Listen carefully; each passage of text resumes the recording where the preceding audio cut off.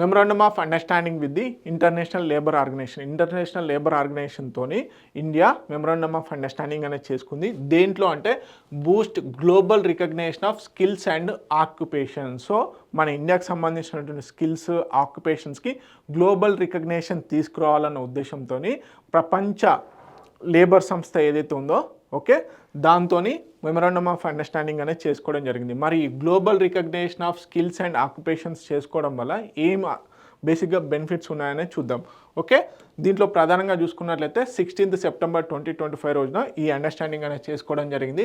Geneva to develop international reference classification of occupations. Okay, enhances global comparability of skills, అదేవిధంగా job opportunities for Indian workers abroad. So బేసిక్గా India యొక్క స్కిల్స్ని recognise చేయడం వల్ల India స్కిల్స్కి certification అనేది రావడం జరుగుతుంది. ఈ సర్టిఫికేషన్తో ఇండియన్ లేబర్స్ బేసిక్గా వేరే దేశాల్లో కూడా వర్క్ చేసుకునేందుకు వెసులుబాటు కలుగుతుంది.